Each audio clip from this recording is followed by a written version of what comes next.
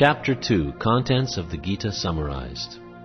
Sanjaya said, seeing Arjuna full of compassion, his mind depressed, his eyes full of tears, Madhusudana, Krishna, spoke the following words.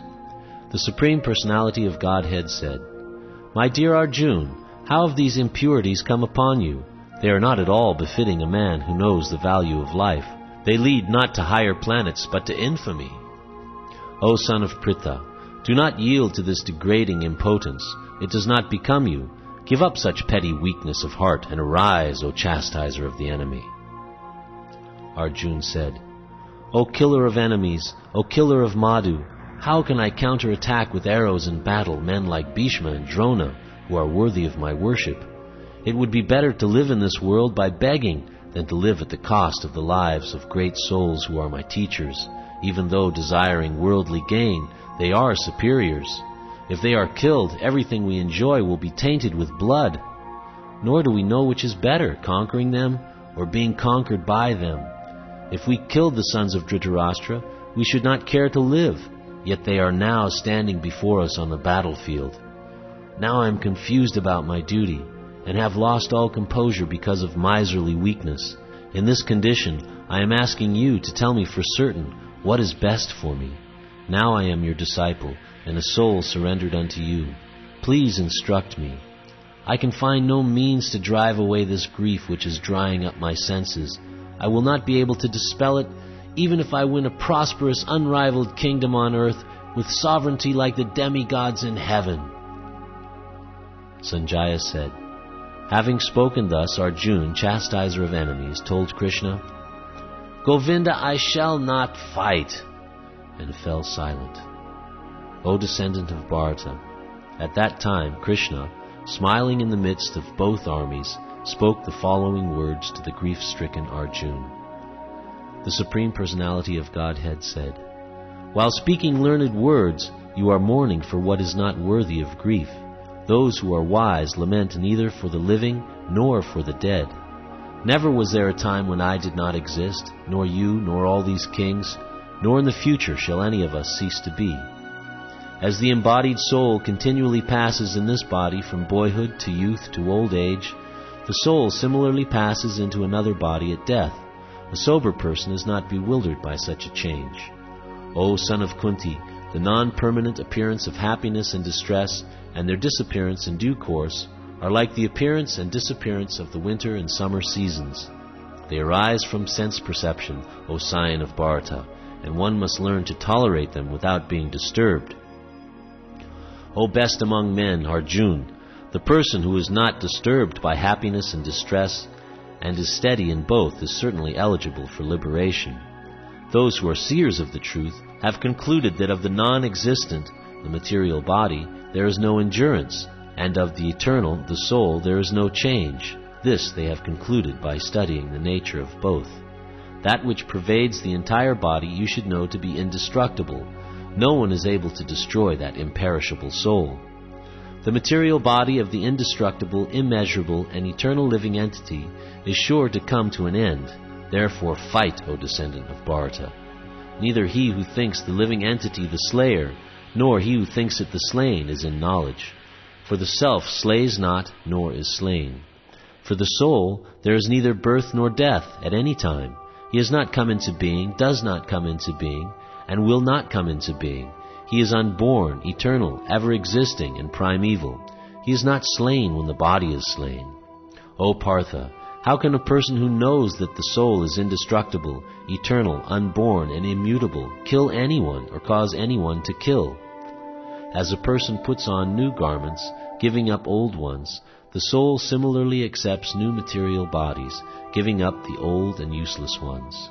The soul can never be cut into pieces by any weapon, nor burned by fire, nor moistened by water, nor withered by the wind. This individual soul is unbreakable and insoluble, and can be neither burned nor dried. He is everlasting, present everywhere, unchangeable, immovable, and eternally the same. It is said that the soul is invisible, inconceivable, and immutable. Knowing this, you should not grieve for the body. If, however, you think the soul, or the symptoms of life, is always born and dies forever, you still have no reason to lament, O mighty armed. One who has taken his birth is sure to die, and after death one is sure to take birth again. Therefore, in the unavoidable discharge of your duty, you should not lament. All created beings are unmanifest in their beginning, manifest in their interim state, and unmanifest again when annihilated. So what need is there for lamentation? Some look on the soul as amazing, some describe him as amazing, and some hear of him as amazing, while others, even after hearing about him, cannot understand him at all. O descendant of Bharata, he who dwells in the body can never be slain. Therefore, you need not grieve for any living being. Considering your specific duty as a Kshatriya, you should know that there is no better engagement for you than fighting on religious principles, and so there is no need for hesitation. O Partha, happy are the Kshatriyas to whom such fighting opportunities come unsought, opening for them the doors of the heavenly planets. If, however, you do not perform your religious duty of fighting, then you will certainly incur sins for neglecting your duties, and thus lose your reputation as a fighter. People will always speak of your infamy, and for a respectable person, dishonor is worse than death. The great generals who have highly esteemed your name and fame will think that you have left the battlefield out of fear only, and thus they will consider you insignificant. Your enemies will describe you in many unkind words, and scorn your ability. What could be more painful for you? O son of Kunti, either you will be killed on the battlefield and attain the heavenly planets, or you will conquer and enjoy the earthly kingdom. Therefore get up with determination and fight. Do thou fight for the sake of fighting, without considering happiness or distress, loss or gain, victory or defeat, and by so doing you shall never incur sin. Thus far I have described this knowledge to you through analytical study. Now listen as I explain it in terms of working without fruit of results. O son of Pritha, when you act in such knowledge, you can free yourself from the bondage of works. In this endeavor there is no loss or diminution, and a little advancement on this path can protect one from the most dangerous type of fear. Those who are on this path are resolute in purpose, and their aim is one. O beloved child of the Kurus, the intelligence of those who are irresolute is many-branched. Men of small knowledge are very much attached to the flowery words of the Vedas, which recommend various fruitive activities for elevation to heavenly planets, resultant good birth, power, and so forth. Being desirous of sense gratification and opulent life, they say that there is nothing more than this. In the minds of those who are too attached to sense enjoyment and material opulence, and who are bewildered by such things, the resolute determination for devotional service to the Supreme Lord does not take place. The Vedas deal mainly with the subject of the three modes of material nature. O Arjuna, become transcendental to these three modes, be free from all dualities and from all anxiety for gain and safety, and be established in the self. All purposes served by a small well can at once be served by a great reservoir of water. Similarly, all the purposes of the Vedas can be served to one who knows the purpose behind them. You have a right to perform your prescribed duty, but you are not entitled to the fruits of action. Never consider yourself the cause of the results of your activities, and never be attached to not doing your duty.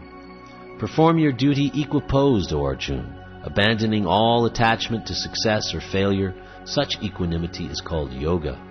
O Dhananjaya, keep all abominable activities far distant by devotional service, and in that consciousness surrender unto the Lord. Those who want to enjoy the fruits of their work are misers. A man engaged in devotional service rids himself of both good and bad actions, even in this life. Therefore strive for yoga, which is the art of all work. By thus engaging in devotional service to the Lord, great sages or devotees free themselves from the result of work in the material world. In this way they become free from the cycle of birth and death, and attain the state beyond all miseries by going back to Godhead. When your intelligence has passed out of the dense forest of delusion, you shall become indifferent to all that has been heard and all that is to be heard.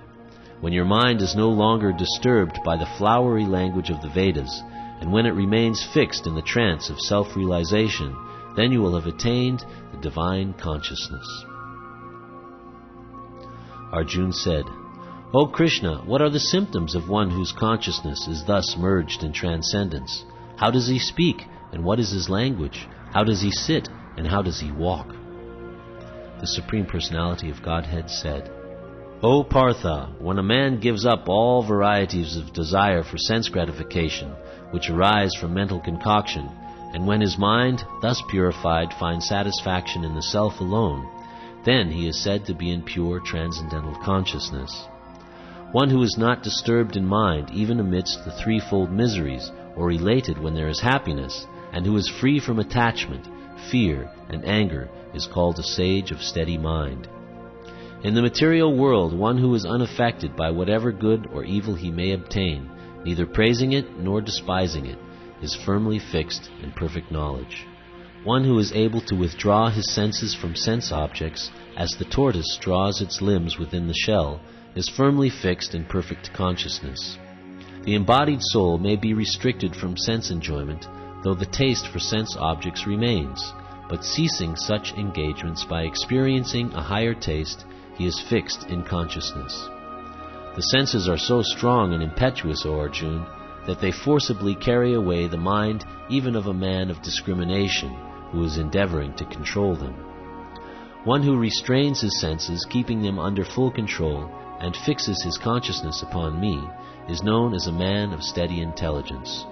While contemplating the objects of the senses, a person develops attachment for them, and from such attachment lust develops, and from lust anger arises.